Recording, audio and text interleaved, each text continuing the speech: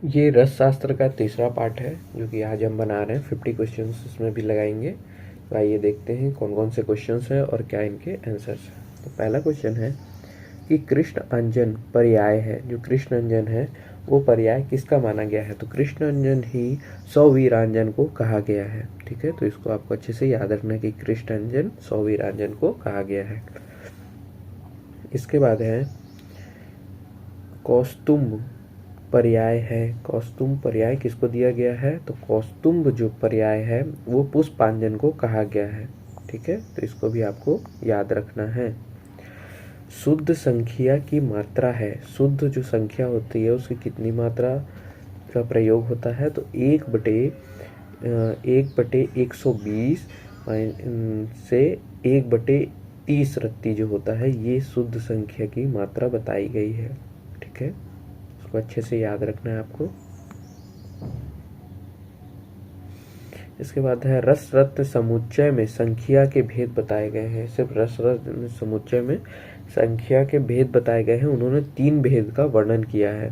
ठीक है, इष्टिका लवण है। जो इष्टिका लवण हम बनाते हैं उसको और क्या कहते हैं? तो निशार कहते हैं उसको। ठीक है, तो निशार जो है वो भी इष्टिका लवण ही कहा जाता है। कंकुष्ठ है। जो कंकुष्ठ होता है वो क्या है ये पूछा जा रहा है। तो कंकुष्ठ जो होता है वो वृक्ष का निर्यास होता है। लेकिन कौन से वृक्ष का? तो वो तमल वृक्ष होता है। ठीक है, तमाल वृक्ष। तो इसको आपको अच्छे से याद रखना है कि कंकुष्ठ जो होता है वो तमाल वृक्ष का निर्यास होता है। मक्खी को मारने में प्रयुक्त होता है। जो मक्खी है उसको मारने में क्या चीजें हम प्रयुक्त करते हैं? तो जो संख्या होता है उससे हम मक्खी को मारने के लिए यूज करते हैं। ठीक है, अंबर है। अंबर है, अंबर को क्या क्या कहा गया है? तो वेल मछली की आंत्र का एक टुकड़ा। जी हाँ, इसको भी कहा गया है कि जो वेल मछली होती है उसके आंत्र का टुकड़ा को भी अंबर कहा जाता है। हाथी के आंत्र का एक भाग, जी नहीं। और अभ्रक का पर्याय, ये जो है ये दोनों ही का और मतलब जो घा है ये चला जाएगा आंसर।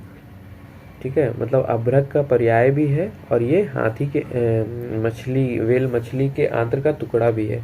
तो इस प्रकार ये दोनों हो जाएंगे।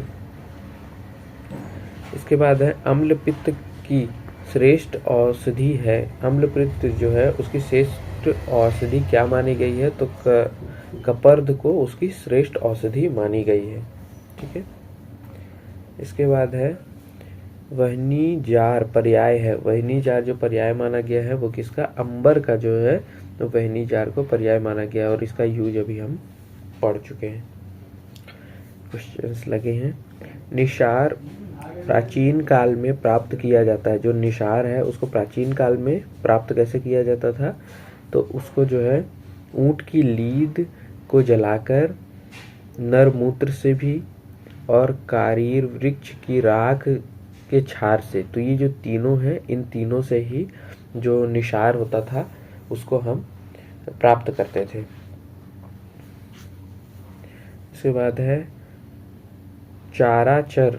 चराचर पर्याय है। चराचर जो पर्याय है वो किसका माना गया है? तो चराचर कपर्द को कहा गया है। जिसको भी आपको अच्छे से याद रखना है। संख्या का मारण द्रव्य है।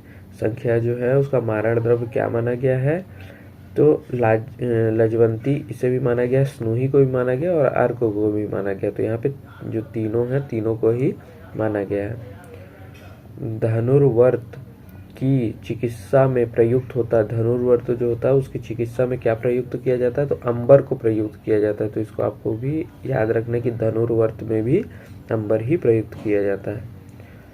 दारद है। दारद जो कहा गया है वो है, उसे क्या माना गया? तो दारद को ही हिंगुल बताया गया है। तो इसको भी आपको अच्छे से याद रखना है। हिंगुल के भेद बताए गए हैं। तो हिंगुल के भेद कितने होते हैं? तो हिंगुल के जो भेद हैं वो 3 भेद बताए गए हैं। तो इसको आपको अच्छे से याद रखना है कि हिंगुल जो है वो 3 भेद है। ठीक है, इसके बाद है रजत भस्म का प्रमुख योग है। रजत भस्म जो होता है उसका प्रमुख योग क्या बताया गया है? तो जय मंगल रस जो होता है वो उसका प्रमुख योग बताया गया है रजत भस्म का। ठीक है, वंग भस्म का वर्ण होता है, जो वंग भस्म है उसका वर्ण क्या होता है, तो उसका वर्ण होता है श्वेत वर्ण का होता है वंग भस्म। ठीक है, तो इसको आपको याद रखना है कि श्वेत वर्ण का जो है वो वंग भस्म होता है। चंद्र लौह है, चंद्र लौह जो बताया गया है, तो क्या बताया गया है कि चंद्र लौह किसे माना जाता है, तो रजत को, चंद्र के समान रजत को ही माना जाता है, तो यहाँ पे रजत जो है वो चंद्र लौह कहा गया है। फिर उसके बाद है स्वर्ण का मारक द्रव्य है, जो स्वर्ण है उसका मारक द्रव्य किसे बताया गया है, तो वो बताया गया है नाक को। ठीक है, तो स्वर्ण का मारण द्रव्य जो बताया गया है वो नाक को बोला गया है। अग्नि पर पिघलाने से रजत धातु की कितनी प्रतिशत क्षय हो जाती है, तो अगर हम अग्नि पर पिघलाते हैं तो 2% जो है वो क्षय हो जाता है। किसका केवल बाह्य उपयोग होता है, इनमें से कौन सा है जिसका सिर्फ बाह्य उपयोग होता है, तो जो मृदशृंग है, मृदारशृंग, उसका जो है बाह्य उपयोग होता है, जबकि सौविरंजन, दारा, सोमल, इनका अभ्यंतर उपयोग भी किया जाता है। अग्नि पर पिघलाने से धातु किस अनुपात में नष्ट होती है, इसका वर्णन किस ग्रंथ में मिलता है, तो यहाँ पे ग्रंथ की बात आ रही है, तो हमें जो है ये याज्ञवल्क्य संहिता में ये वर्णन मिलता है। सारंगधर ने कितनी धातुओं का वर्णन किया है, तो सारंगधर जो है उन्होंने 7 धातुओं का वर्णन किया है, तो इसको भी आपको याद रखना अच्छे से। बांग की उत्पत्ति किस देवता के शरीर से हुई है, जो बंग है उसकी उत्पत्ति किस देवता के शरीर से मानी गई है, तो ये जो है ये इंद्र देवता के उत्पत्ति में मानी गई है कि इंद्र देवता के शरीर से उत्पत्ति होती है। गुरु ग्रह की धातु किसे माना गया है, जो गुरु ग्रह है उसकी धातु स्वर्ण को माना गया है, तो इसको भी आपको याद रखना है कि गुरु ग्रह किसे माना गया है। इसके बाद है ताम्र को अग्नि पर तप्त करने से किस वर्ण की लौ निकलती है, जो ताम्र है उसको अगर तप्त करते हैं तो नील वर्ण की लौ निकलती है ताम्र को करने पे, इसको आपको याद रखना अच्छे से। सूर्य ग्रह की धातु किसे माना गया है, तो सूर्य ग्रह की धातु ताम्र को ही माना गया है। ठीक है, सूर्य ग्रह की धातु ताम्र है और गुरु ग्रह की स्वर्ण है, चंद्र ग्रह की रजत है। ऐसे करके हमने जो ट्रिक बनाई है उससे आप याद करेंगे। उसके बाद है रजत मारण में प्रयुक्त पुट है, रजत जो है उसमें कौन सा पुट हम देते हैं, तो कुक्कुट पुट हम देते हैं रजत मारण में। सभी धातुओं का मारण करता है, जो सभी धातुएं हैं उसका क्या मारण करता है, तो माक्षिक जो है वो सभी धातुओं का मारण करता है। फिर स्वर्ण भस्म का वर्ण होता है, जो स्वर्ण भस्म हम बनाते हैं उसका लास्ट में वर्ण क्या निकलता है, तो वो रक्ताभ होता है, इसको आपको अच्छे से याद रखना है कि रक्ताभ होता है स्वर्ण भस्म का वर्ण। ताम्र का मारण द्रव्य है गंधक, ताम्र का जो मारण द्रव्य है वो क्या है, गंधक है।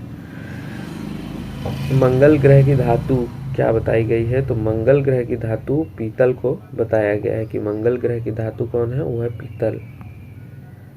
अग्नि पर तप्त करने पर किससे धूम्र वर्ण की आभा निकलती है, अग्नि पर तप्त किया जाए तो किससे धूम्र वर्ण की आभा निकलती है, तो नाग से जो है धूम्र वर्ण की आभा निकलती है। गंधक के साथ मारण करने से किस प्रकार की धातु भस्म बनती है, अगर गंधक के साथ मारण द्रव्य करें तो कौन से प्रकार की धातु भस्म निकलेगी, तो वो निकलती है कनिष्ठ की।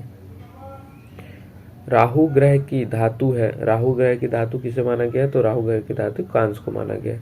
अग्निवीर पर्याय किसे कहा गया है, तो अग्नि का वीर पर्याय स्वर्ण को कहा गया है।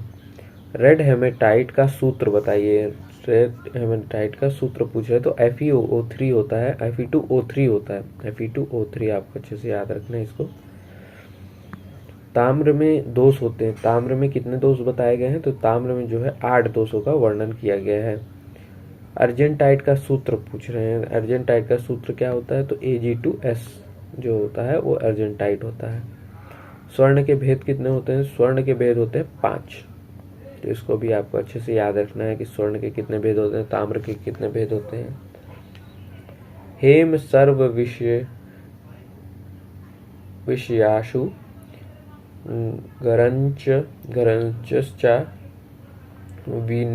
विनीयश्च क्षति कहा गया है। किसके उसमें कहा गया है, कौन सा आचार्य ने इसे कहा है? तो ये जो कोटेशन है ये चरक ने कहा है। उसके बाद है स्वर्ण धातु का गलनक है कितना है? तो जो स्वर्ण धातु है उसको जो गलनक माना गया है वो माना गया है 1063 डिग्री का।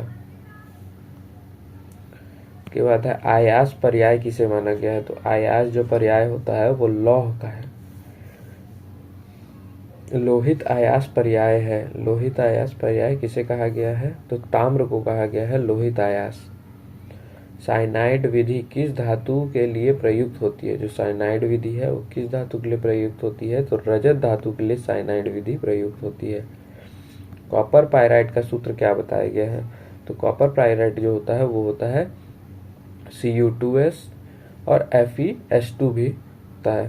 तो ये जो है ये पहला वाला जो है ये चरक संहिता में वर्णित ब्रह्म रसायन का प्रयोग हुआ है। किसके लिए हम ब्रह्म रसायन का प्रयोग करते हैं? तो यहाँ पे जो है ताम्र के लिए ब्रह्म रसायन का प्रयोग हुआ है। जर्मन सिल्वर किसे कहा जाता है? तो जर्मन सिल्वर में 3 वो आते हैं, ठीक है। तो इसको आपको याद रखना कि CuZnNi, ठीक है। कॉपर, जिंक और निकल जो है तीनों ही आते हैं जर्मन सिल्वर में। उसके बाद है भारत में ताम्र सर्वाधिक किस राज्य में प्राप्त होता है? तो जो है राजस्थान में हमें ताम्र जो है सबसे ज़्यादा प्राप्त होता है। तो इसी के साथ हमारा ये वाला पार्ट कंप्लीट होता है। Thank you.